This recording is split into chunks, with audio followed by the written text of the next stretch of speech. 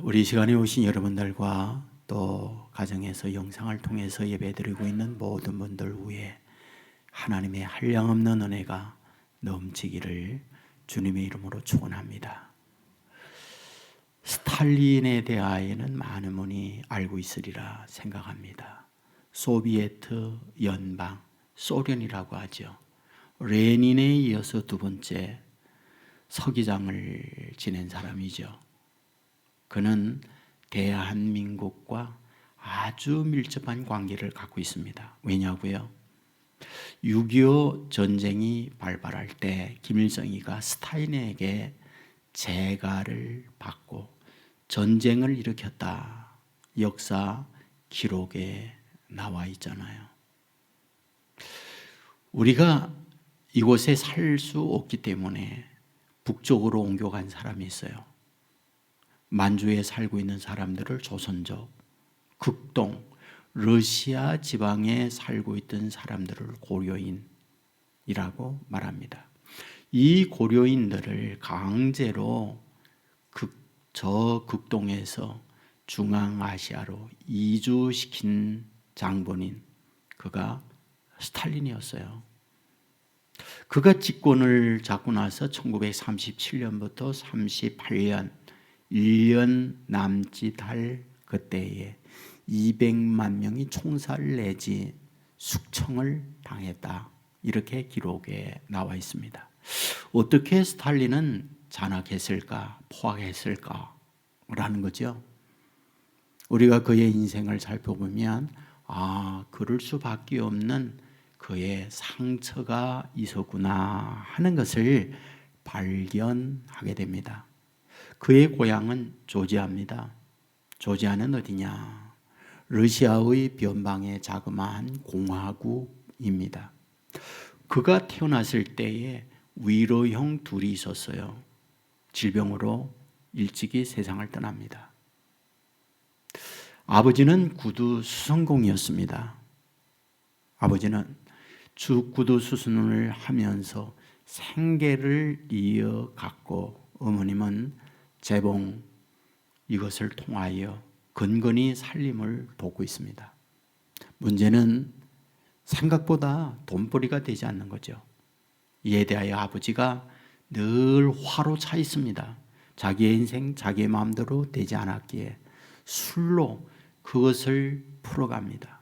알코올이 아버지에게 들어가면 알코올이 들어간 아버지의 모습은 거의 헐겁니다. 완전히 변신하는 모습이 돼서 가장 먼저 어머님을 폭행합니다. 그 다음은 어린 스탈린을 폭행을 하면서 씻을 수 없는 말을 해요. 너는 내 자식이 아니다. 너는 사생자다 이놈아. 그러면서 자기가 낳은 스탈린을 그와 같이 학대를 하게 됐던 거죠. 그는 어린 시절에 엄청난 상처를 입고 성장을 해요. 그 즈음에 마차에 사고를 당하면서 왼쪽 팔에 장애를 입게 됩니다. 그 즈음에 천연두가 걸렸어요. 천연두가 뭔지 아시죠?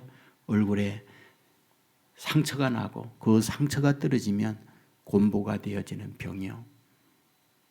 스탈린은 어린 시절 이런 상처를 받고 살면서 동네 친구 이웃들에게 모멸을 당하고 업신여김을 당하고 무시를 당하고 놀림을 받으면서 성장합니다.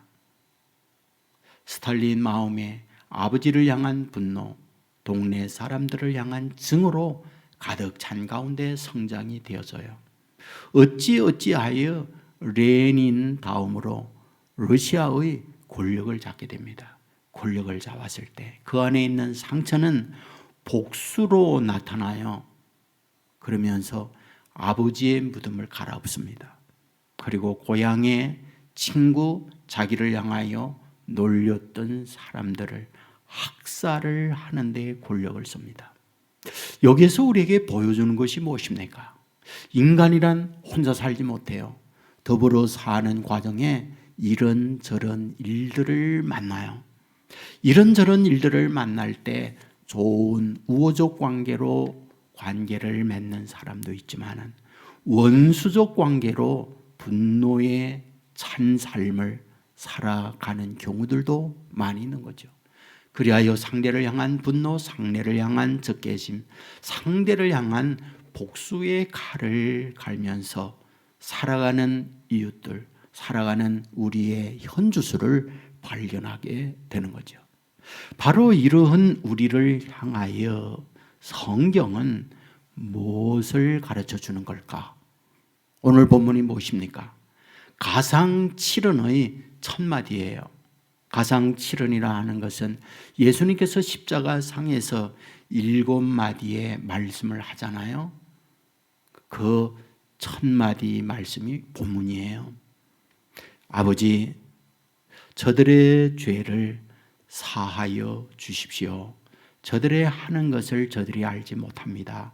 라고 하는 기도가 십자가상에서 예수님께서 제일 먼저 했던 말씀이었어요. 여기 사하다는 말은 용서해달라는 말이잖아요. 용서가 무엇입니까?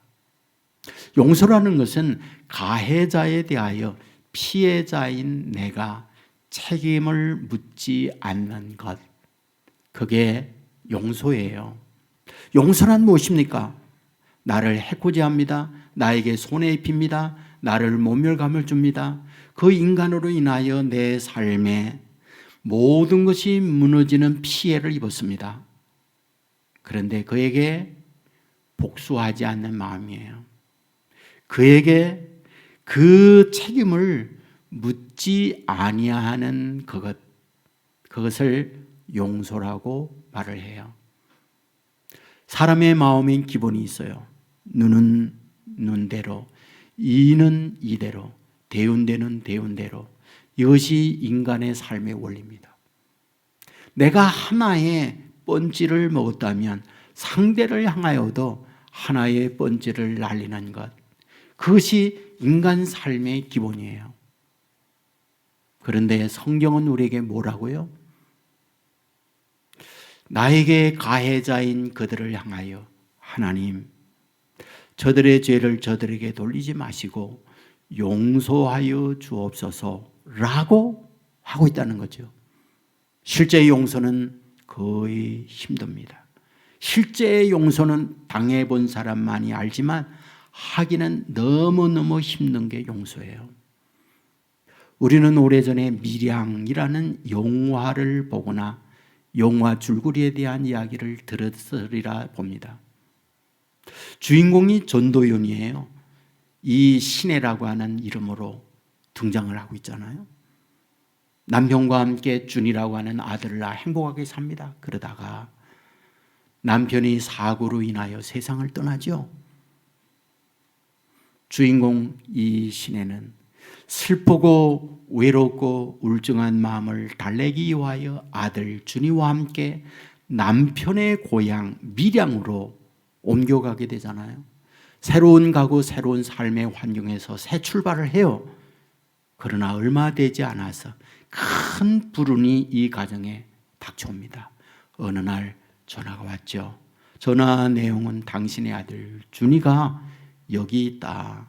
돈 얼마를 가져오지 않으면 이 아들의 생명은 끝난다.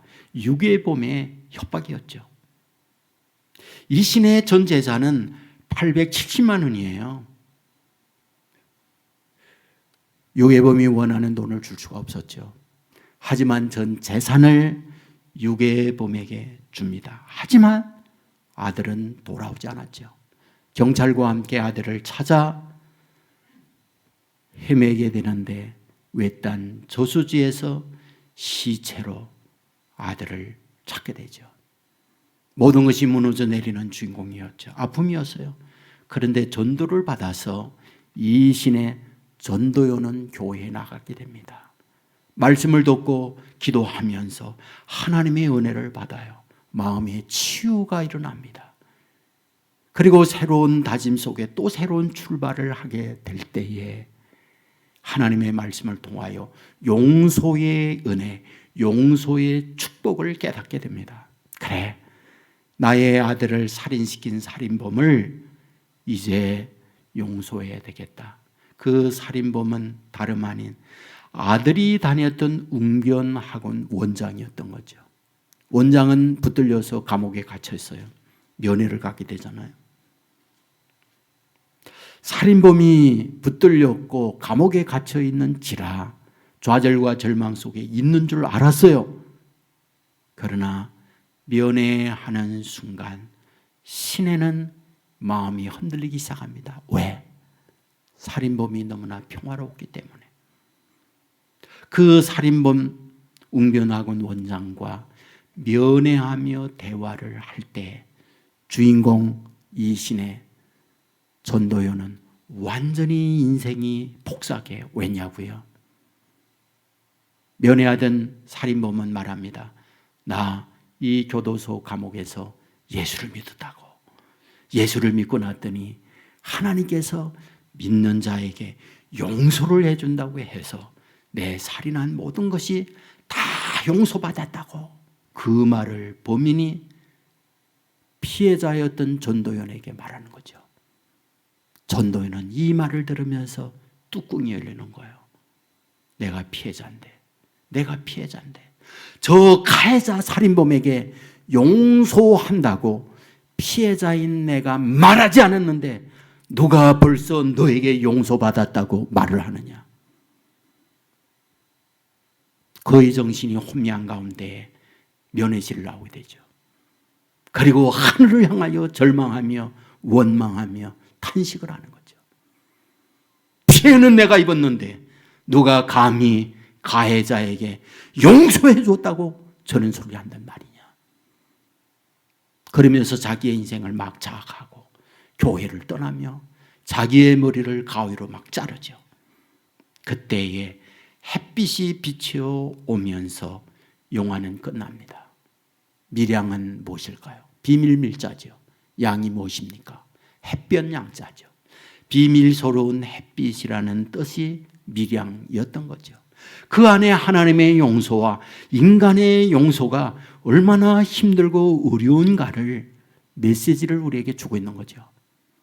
김범석이라는 분이 있어요. 서울의대 종양내과 전문의입니다. 이분이 말기암 환자들과 만남을 통하고 그들이 죽어가면서 있었던 여러 가지 에피소드를 책으로 냈어요. 책 제목은 어떤 죽음이 삶에게 말했다, 이런 내용이에요. 거기에 한 폐암, 말기암 환자가 나옵니다. 계속 죽어가요. 그런데 가족이 아무도 없습니다.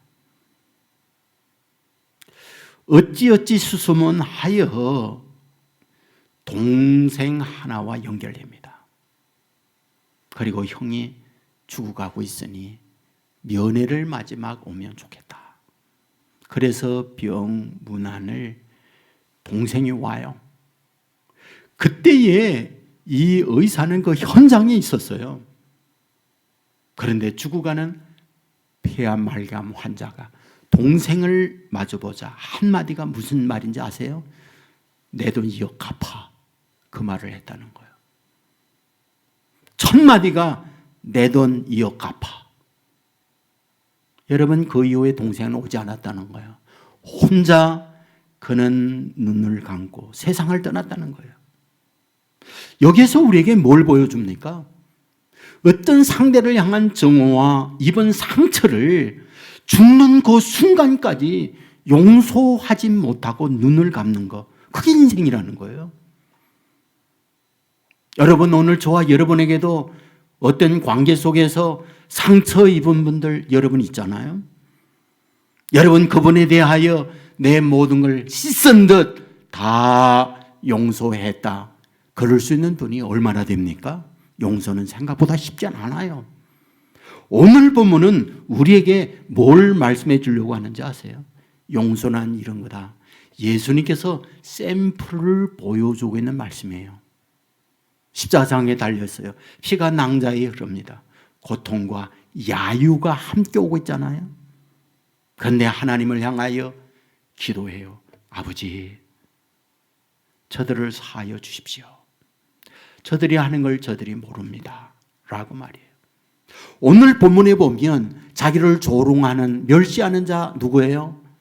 두 명의 강도, 사형을 당하고 있는 강도 가운데 한 명, 그가 예수님을 향하여 조롱하잖아요. 내가 그리스도라며, 그리스도면 구원해봐, 야유를 보내고 있잖아요. 그 뒤에 말씀을 보면 백성들이 구경하는데 관리들이 비웃어 저가 남을 구원하였으니 만일 하나님이 택한 자라면 너 자신을 구원해봐, 조롱하고 있는 걸 보게 되잖아요. 36절에 보면 군인들도 희롱하면서 나와 심포도를 주며 이르되 내가 만일 유대인의 왕이면 너를 한번 구원해봐, 이런 조롱의 말을 퍼붓고 있잖아요. 여러분, 여기에서 이런 그들을 보면서 하나님 앞에 기도하는 거예요. 저들을 사하여 주십시오라고요. 자, 그렇다면 오늘 우리가 이 말씀을 보면서 뭘 발견하게 됩니까? 하나님의 본래적 마음은 지은 죄인들 벌을 내리지 아니하고 용서하고자 하는 것, 이게 하나님의 마음이다, 이걸 보여주는 게 본문이에요. 성경을 보십시오. 성경을 보면 하나님께서 인간을 향하여 갖는 하나님의 마음의 표현, 여러 곳에서 찾아볼 수 있지 않나요? 제일 먼저 창세기 3장이에요. 창세기 3장은 인간 최초의 범죄 현장입니다. 선악을 알게 하는 열매를 먹는 날에 정령 죽는다. 그러나 그 말씀을 어기고 선악을 알게 하는 열매를 먹습니다. 정령 죽어요. 타락해요. 그런데 이런 타락한 인간에게 하나님이 찾아오잖아요. 그리고 진노합니다. 남자 땀 흘려야 된다. 여자 해산의 고통 당해야 된다. 세상의 자연 찔레와 가시를 나는 자연이 되어진다. 이렇게 저주해요. 그리고 난 이후 주신 말씀이 뭡니까? 여자의 후손을 통하여 뱀의 머리를 상하게 한다, 이 말씀을 해요. 이것을 원시복음이라고 해요. 원시복음이 무엇입니까? 여러분, 죄 용서받을 수 없는 인간을 위하여 예수 그리스도를 보내서 사탄의 머리를 짓밟고 승리하도록 만들겠다는 말씀이잖아요. 그것으로 그칩니까? 아니죠. 가죽옷을 지어 입히잖아요. 하나님께서 친히 가죽을 벗겨 재단을 하고 디자인을 해서 옷을 만들어요. 그리고 아담 하와에게 가죽옷을 지어 입힙니다. 무슨 뜻입니까? 가죽을 가지고 있는 동물이 아담 하와를 위해서 대신 죽다, 이걸 말하고 있는 거잖아요. 여러분, 그것으로 끝입니까? 여러분 가만히 보세요. 그 범죄의 원인 누구로부터? 여자로부터 왔어요. 여자가 선악을 알게 하는 열매를 먹음으로 죄가 왔잖아요. 그런데 성경을 가만히 보세요. 이 여자의 이름을 하와라고 이름을 지어주잖아요. 그런데 하와라는 이름 언제 붙여진지 아세요? 하나님이 사람을 만들 때에 남자를 만들고 나서는 곧바로 아담이에요. 그러고 난 이후에 남자의 갈비뼈를 취하여 여자를 만들 때에 그 여자에 대하여 바로 하와라는 이름을 지어주지 않았어요. 창세기 3장 20절에 보면 하와라 불렀으니 그는 모든 산자의 의미가 됨이라, 이렇게 기록해요. 여러분, 이 말씀은 언제 나오는지 아십니까? 선악을 알게 하는 열매를 먹고 난 이후에 하와라고 하는 이름을 붙여줍니다. 그런데 하와라는 이름의 뜻이 뭔지 아십니까?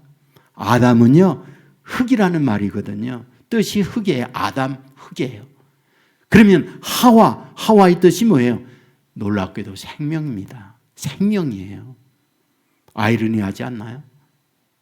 여자 때문에 저주가 왔고 여자 때문에 사망이 왔어요. 그런데 그 여자의 이름을 붙여주는데 내 이름 하와야, 너는 생명이야, 아이러니하지 않습니까? 무엇을 말씀합니까? 너 때문에 저주, 너 때문에 사망이 왔지만 나는 너에게 너로 인하여 생명, 구원, 살게 하는 은혜를 주겠다는 말씀이잖아요. 그러면 여기에서 우리에게 뭘 말씀해 줍니까? 내가 비록 죄를 지었으나 그 모든 죄를 내가 용서해 주고 너에게 구원, 너에게 생명을 준다라는 메시지를 창세기 3장부터 시작을 하는 거예요. 성경의 시작부터요. 여러분, 성경 여러 곳에서 하나님이 자신의 마음, 자신의 계획, 자신의 우리를 향한 생각들을 표현하고 있잖아요. 예레미야 애가 3장 32절에 보면 그가 비록 근심하게 하시나 그의 풍부한 인자하심에 따라 긍휼히 여기실 것임이라. 주께서 인생으로 고생하게 하시며 근심하게 하시나 본심이 아니시로다. 우리가 이 땅 위에 살면서 고생합니다. 여러 가지 힘든 일을 당해요. 그러나 하나님께서 우리를 향하여 갖는 하나님의 본심이 아니라고 얘기해요. 예레미야 29장 11절에 보면 여호와의 말씀이라 너희를 향한 나의 생각을 내가 아나니 평안이요 재앙이 아니니라.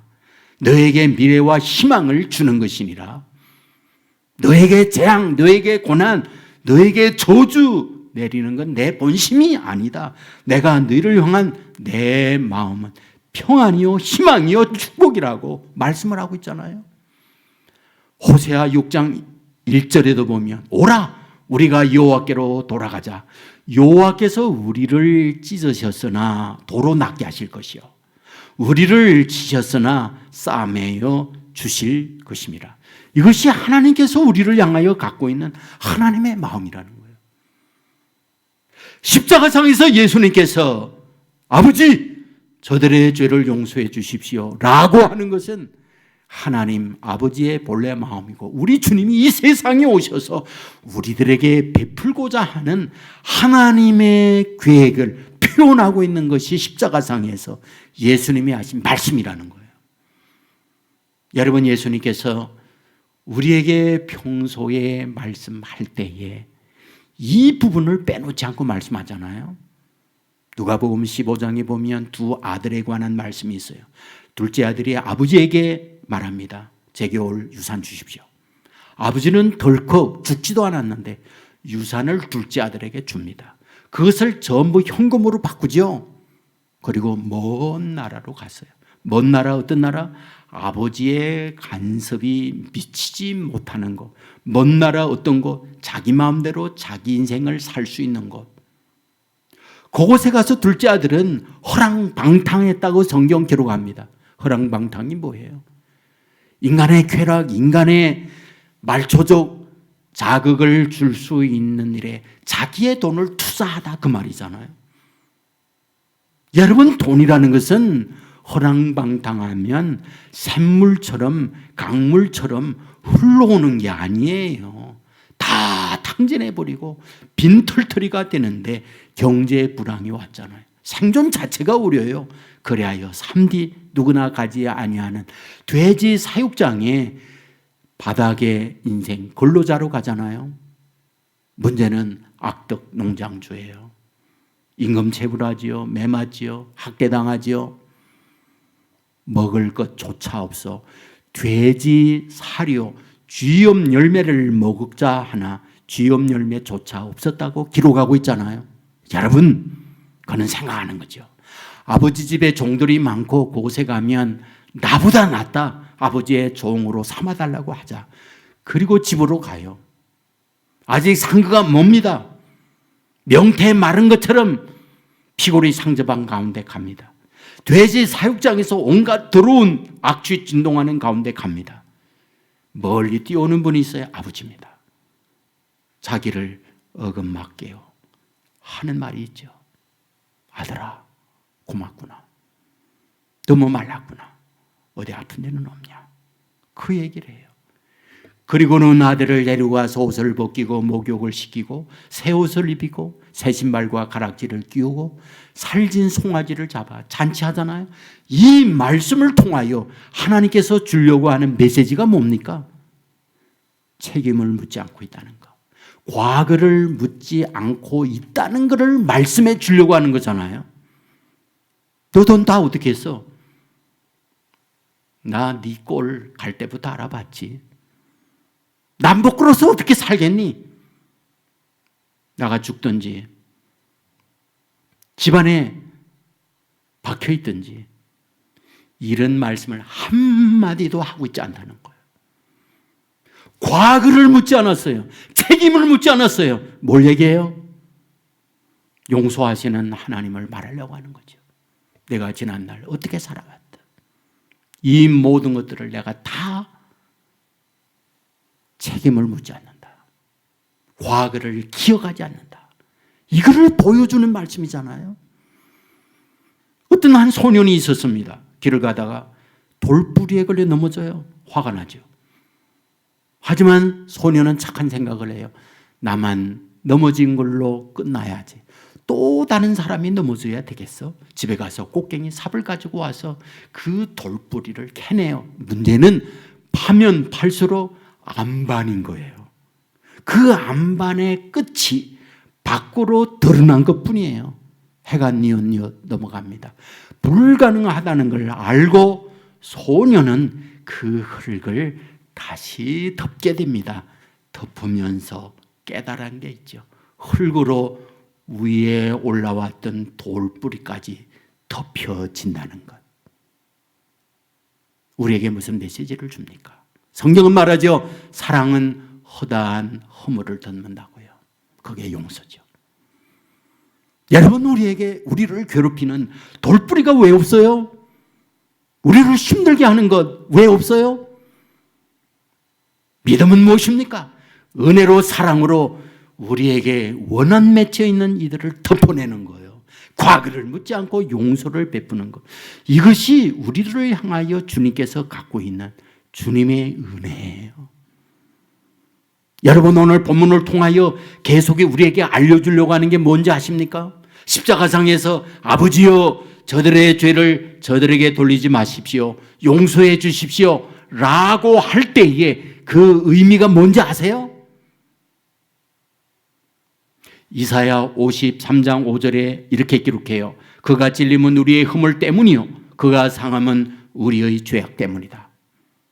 찔림과 매맞음은 우리의 죄악과 허물 때문이라고 말해요. 로마서 5장 8절에 보면 우리가 아직 죄인 되었을 때에 그리스도께서 우리를 위하여 죽으심으로 하나님께서 우리를 향한 자기의 사랑을 확정하셨느니라. 그리스도를 우리를 죄를 위하여 죽게 만들므로 그 사랑으로 우리의 죄를 덮어내는 걸 보여줬다고 얘기해요. 베드로전서 3장 24절 친히 나무에 달려 그 몸으로 우리 죄를 담당하셨으니 우리로 죄에 대하여 죽고 의에 대하여 살게 하려 하심이라. 그가 채찍에 맞음으로 너희는 나음을 얻었나니. 무슨 뜻입니까? 십자가상에서 예수님께서 저들의 하는 죄 용서하여 주십시오. 저들의 하는 거 알지 못합니다. 라고 할 때 그 뜻이 뭔지 아세요? 내가 지금 저들의 죄를 대신하여 벌 받고 있습니다. 그러니 저들의 죄 벌 내리지 말아 주십시오. 라고 하는 말씀이라는 거예요. 내가 저들의 잘못, 저들의 죄를 대신 벌 받습니다. 그러니 저들의 죄를 저들에게 돌리지 말아 주십시오. 저들의 죄를 용서하여 주십시오. 라고 하는 것이 십자가상에서 예수님께서 말씀하고 있는 하나님을 향한 외침이라는 거예요. 여러분, 이 사실 믿으시기를 주의 이름으로 축원합니다. 동시에 우리에게 말해요. 내가 이와 같이 용서한 것처럼 너희도 용서하는 자가 되라는 거예요. 예수님께서 가르치신 기도 내용 중에 우리가 우리에게 죄 지은 자를 사하여 준 것 같이 우리 죄를 사하여 주옵시고 라고 기도하고 있잖아요. 이 부분을 확대해서 마태복음 6장 14절 이하에 이렇게 기록해요. 너희가 사람의 잘못을 용서하면 너의 하늘 아버지께서도 너의 잘못을 용서하시려니와 너희가 사람의 잘못을 용서하지 아니하면 너의 아버지께서도 너의 잘못을 용서하지 아니하시리라. 여러분, 용서에 관한 말씀 주님께서 참 많이 하세요. 마태복음 18장에 오면 용서의 실예를 들어서 용서란 이런 거다라고 가르쳐 주잖아요. 마태복음 18장에 어떤 말씀이 나옵니까? 그 유명한 1만 달란트 빚진 자에 대한 말씀이 나오잖아요. 베드로가 예수님께 이렇게 말씀해요. 주여, 형제가 내게 죄를 범하면 몇 번이나 용서하여 주리이까? 7번까지 하오리까? 7번까지 용서한다는 건 어마어마한 인심 써서 내가 7번 정도 용서해 줄까요? 라고 했던 거잖아요. 그런데 예수님께서 전혀 뜻밖의 말씀을 하시는 거예요. 내게 이르노니 7번뿐만이 아니라 7번 하는 걸 70번이라도 해라, 그래 얘기해요. 그러니까 상상할 수 없는 용서를 하라는 거죠. 끝없는 용서를 하라는 거죠. 그리고 난 이후 용서해야 할 이유를 1만 달란트 빚진 종에 대한 말씀을 하잖아요. 임금님이 있어요. 신하가 있습니다. 그 신하가 임금님에게 1만 달란트의 빚을 졌어요. 1만 달란트의 가치가 얼마냐? 여러분, 지금의 돈으로 환산하면 3조 5천억 정도의 가치라고 그래요. 금 1만 달란트. 그러니까 상상할 수 없는 돈, 이걸 얘기해요. 그런데 임금님이 신하에게 말하죠. 빚 갚아. 빚 갚을 수 없으면 내 몸, 내 아내, 내 자녀 다 팔아. 빚 갚아. 그랬더니 이 신하가 참아주십시오. 제가 반드시 갚겠습니다. 이 말을 들었던 임금님이 불쌍하니까 1만 달란트를 탕감해 줘요. 탕감이 뭡니까? 빚 안 갚아도 된다. 빚 없는 걸로 만들어 줄게. 여기에 문서 빚 다 갚았다 라고 하는 거를 탕감이라고 그래요. 그 완전히 그걸 다 안 갚아도 된다고 용서를 해준 거잖아요. 할렐루야입니다. 완전히 초눈을 타고난 거죠. 그래서 그 임금님에게서 나와요. 나 오다가 누굴 만나요? 친구 만나요. 그 친구 누구예요? 100데나리온 빚진 자예요. 마태복음 18장 25절에 보면 이렇게 기록을 하는 거예요. 여러분, 여기에 28장에서 이렇게 기록합니다. 그 종이 나가서 자기에게 100데나리온 빚진 동료 한 사람을 만나 붙들어 목을 잡고 이르되 빚을 갚으라 하며 그 동료가 엎드려 간구하여 이르되 나에게 참아주소서 갚으리다. 자기가 임금님에게 한 말과 같이 똑같이 친구가 100데나리온 빚진 그가 1만 달란트 용서받은 그 사람한테 말한 거예요. 여러분, 그랬더니 1만 달란트 빚을 다 탕감받고 용서받은 그가 100데나리온 자기에게 빚진 자기의 친구 목을 잡고 감옥에 쳐넣었다는 거예요. 여기 100데나리온이 얼마인지 아세요? 하루 가장 낮은 임금으로 일할 때에 받는 일당, 이게 한 데나리온이에요. 지금 시급 1시간 일할 때에 8,700원 정도 받아요. 그러면 8시간 일하면 7만 원 정도 하루 일당입니다. 그런데 100데나리온이니까 700만 원 정도 되는 거예요. 3조 5천 원의 어마어마한 빚에 탕감받은 그가 고작 700만 원 자기에게 빚진 그를 목을 잡아 빚 못 갚는다고 감옥에 쳐넣는 거예요. 이 말을 누가? 임금님이 들은 거예요. 그러자 자기의 신하에게 그놈의 종 1만 달란트 탕감받게 한 그 1만 달란트 그 종 끌어오라는 거예요. 그리고 성경은 뭐라고 말하는지 아세요? 너희가 각각 마음으로부터 형제를 용서하지 아니하면 나의 하늘 아버지께서도 너에게 이와 같이 하시리라. 예, 이게 예수님께서 하신 말씀이에요. 너희는 아버지 하나님 앞에 1만 달란트 빚탕감 받은 자야. 너희의 형제, 너희의 이웃들에게 너에게 빚진 빚이란 뭔지 아느냐? 100데나리온, 고작 100데나리온의 빚을 진 그들이야. 그런데 그들에 대하여 목을 잡고 감옥에 쳐놓고 빚 안 갚는다고 복수하는 너희들이잖아. 이에 대하여 하늘 아버지가 너희들에게도 그렇게 해라고 말씀하고 있는 거잖아요. 저와 여러분에게 응어리가 있어요. 저와 여러분에게 상처가 있어요. 저와 여러분에게 적개심이나 복수의 마음이 있어요. 누굽니까? 시베리아 살고 있는 사람이에요. 아프리카에 살고 있는 사람이에요. 여러분의 남편, 여러분의 아내, 여러분의 부모, 여러분의 자녀, 여러분의 형제, 여러분의 회사 동료, 가장 가까이 있는 여러분들에게 상처 주고 여러분에게 아프게 하고 힘들게 하는 거예요. 여러분의 인생이 여러분이 스스로 생각하는 분이 있다고요. 저 종자로 인하여 내 인생 망가졌다고. 저 인간 때문에 오늘 내 삶이 이렇게 고통과 아픔 가운데 정말 후회하며 정오의 인생을 살고 있다고요. 그런 분이 얼마든지 있을 수 있잖아요. 그런데 성경은 우리에게 뭘 말하고 있습니까? 아버지 하나님께서 1만 달란트 빚 탕감해 준 것처럼 너의 형제에게 100데나리온 빚진 그에게 용서해 주어라. 용서해 주어라. 그리고 얘기하는 거예요. 너의 받을 모든 잘못에 대하여 내가 십자가상에서 다 당해 주었어. 그러니 너희들 용서하면서 살아가라. 이렇게 말하는 거예요. 왜 도대체 용서를 그렇게 끈질기게 말합니까?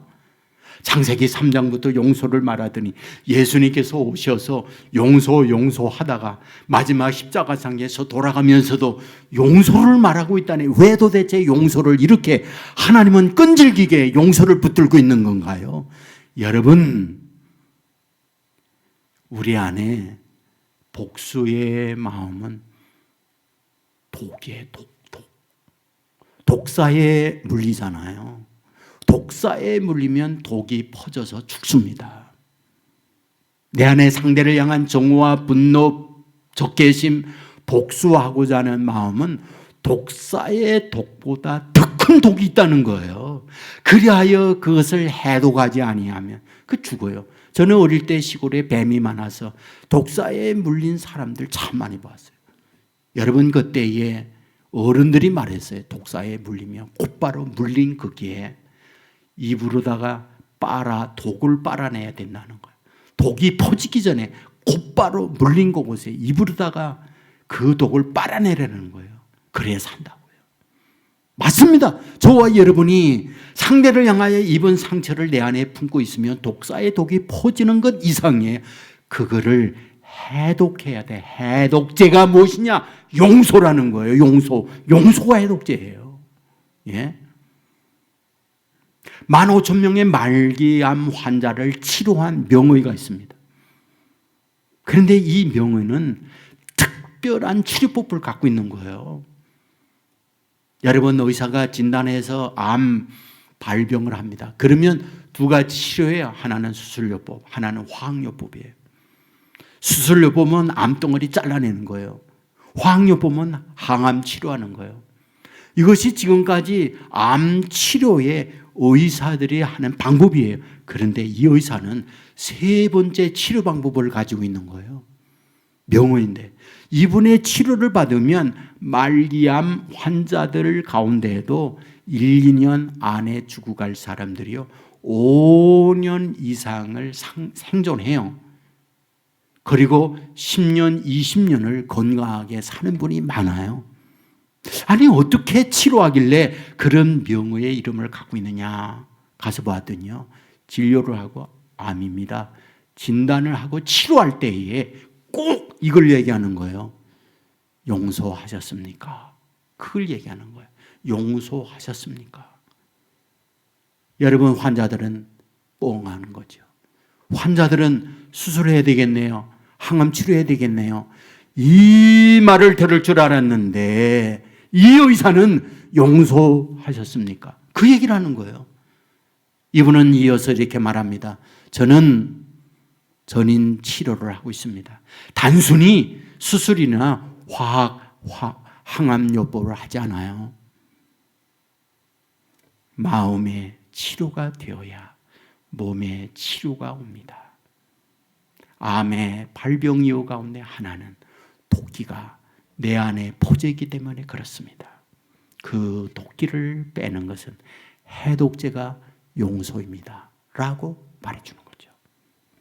여러분, 하나님이 왜 저와 여러분에게 용서를 말해줍니까? 저와 여러분 안에 있는 해독을 위하여 용서의 해독제를 주는 거예요. 조엘 오스틴 목사님, 많은 분이 알죠? 미국의 휴스턴의 레이크우드 교회 담임 목사님이에요. 긍정의 힘이라는 책을 우리 한국에 소개했어요. 행복의 힘이라고 하는 책도 있어요.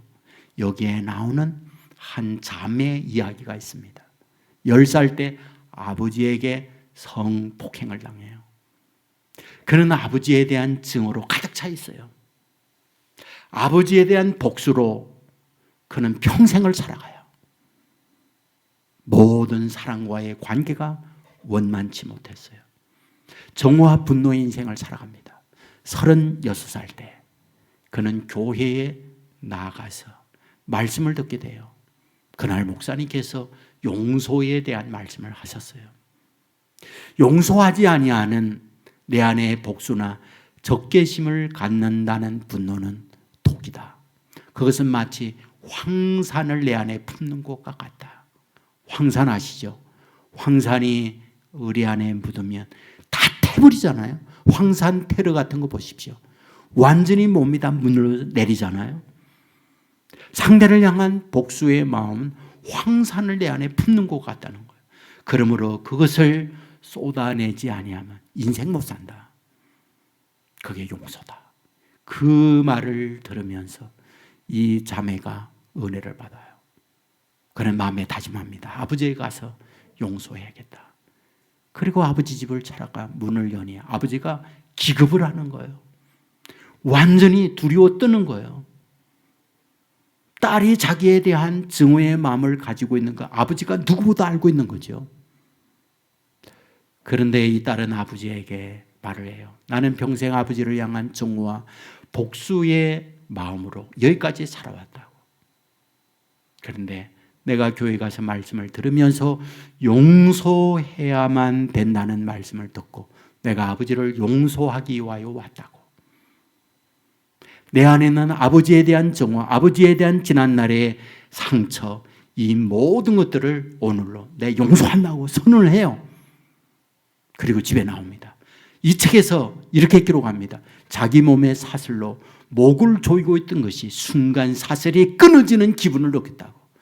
그때의 숨을 제대로 쉴 수가 있었고 세상이 다르게 보이는 출발이 되었다고요. 놀라운 것은 남자와의 관계가 좋은 관계로 발전이 되어졌고 결혼했어요. 3남매 자녀를 낳았어요. 전에는 해도 안 되던 자기의 인생이 비즈니스를 통하여 큰 기업을 이루는 성공을 이루었어요. 뭔 얘기입니까? 관계가 풀어지니까 하나님께서 이런 축복의 길로 인도해 주시더라. 이런 말이잖아요.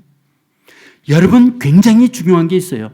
상대를 보면 상대로 인한 상처 때문에 용서 못합니다. 그런데 1만 달란트를 용서해 준 우리 주님을 바라볼 때 비로소 뭐예요? 100데나리온 빚진 나의 이웃을 용서할 수 있다는 거예요. 바라보는 초점이 어디 있다는 거예요. 나를 향하여 괴롭게 하고 나에게 분노와 적개심을 갖고 있는 그 대상, 복수의 칼을 갈고 있는 그 대상을 보면 용서 못합니다. 십자가상에 못 박혀 돌아가며 내 지난날 모든 것 어떠하든 다 여기서 내가 대신 벌받고 내가 대신 모든 걸 책임지고 여기서 해결해 줬다라고 하는 주님을 바라보고 주님에 대한 믿음이 저와 여러분 안에 넘쳐나게 될 때 비로소 내 주위에 있는 이웃들을 용서할 수 있음을 말씀해 주고 있다는 것. 이 사실 믿으시기를 주의 이름으로 축원합니다. 용서의 은혜와 함께 새로운 미래가 열려지는 저와 여러분의 삶이 되기를 주의 이름으로 축원합니다. 우리 모두 자리에 일어나겠습니다.